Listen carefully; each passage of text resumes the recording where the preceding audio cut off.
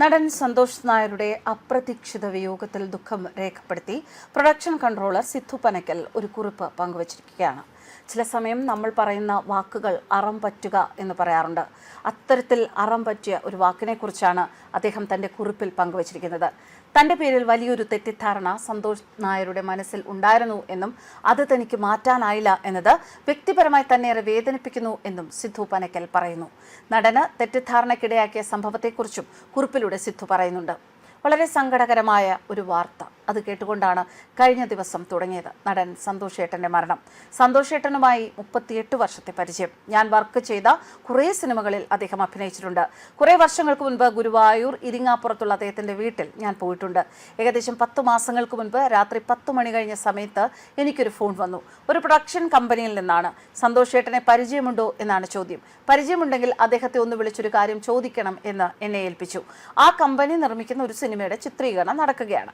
വരാം എന്നേറ്റിരുന്ന ആർട്ടിസ്റ്റിന് പെട്ടെന്ന് വരാൻ പറ്റാതെ ആവുകയും നാളെ ചിത്രീകരണം നടക്കണമെങ്കിൽ മറ്റൊരാളെ കണ്ടെത്തുകയും വേണം. അവർ ആലോചിച്ചപ്പോൾ സന്തോഷേട്ടനാണ് അതിനു പറ്റിയ ആൾ. അവർ വിളിച്ചു, പക്ഷെ ഫോൺ എടുക്കുന്നില്ല. അതാണ് എന്നെ ആ ദൗത്യം ഏൽപ്പിച്ചത്.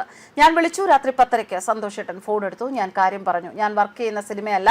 സന്തോഷേട്ടനെ അവർ വിളിച്ചിട്ട് എടുക്കുന്നില്ല. അതുകൊണ്ട് എന്നെ ഏൽപ്പിച്ചതാണ്. ഞാൻ ആ കമ്പനിയുടെ പ്രൊഡക്ഷൻ എക്സിക്യൂട്ടീവിന് നമ്പർ കൊടുക്കും, അവർ വിളിക്കും. കാര്യങ്ങൾ നിങ്ങൾ തമ്മിൽ സംസാരിച്ചോളൂ.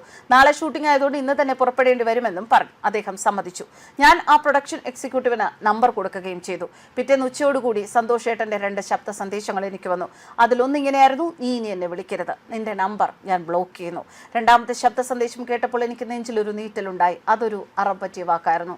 ഇന്ന് എനിക്ക് അങ്ങനെ തോന്നുന്നു. എൻ്റെ പട്ടട കാണാൻ പോലും നീ വരരുത്, എന്നെ ആക്കാൻ വേണ്ടി വിളിക്കരുത്. ഇതെന്താണ് സംഭവം എന്നെനിക്ക് മനസ്സിലായില്ല.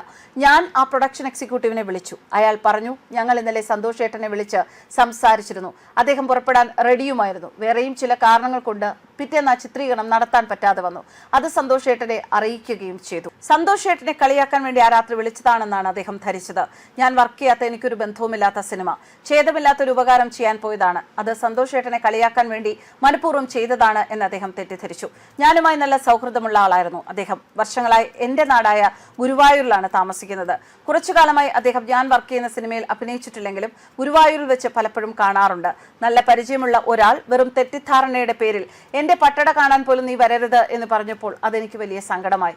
അതിനുശേഷം ഞാൻ അദ്ദേഹത്തെ വിളിച്ചിട്ടില്ല. ഇന്നലെ ഈ വാർത്ത കേട്ടപ്പോൾ എൻ്റെ വാട്സാപ്പിൽ കിടക്കുന്ന ആ വോയിസ് ഞാൻ ഒന്നുകൂടി കേട്ടു. ഇന്ന് ഞാൻ ഗുരുവായൂരുണ്ട്. ഈ ലോകത്ത് നിന്ന് അദ്ദേഹം പടിയിറങ്ങിപ്പോകുന്ന ഈ ദിവസം അദ്ദേഹത്തെ കാണാൻ ഞാൻ പോകുന്നില്ല. കാണാൻ പോയാൽ അത് അദ്ദേഹത്തിൻ്റെ ആത്മാവിന് പോലും ഇഷ്ടപ്പെട്ടു എന്ന് വരില്ല. ന്യൂസ് ഡെസ്ക് കർമ്മ ന്യൂസ്.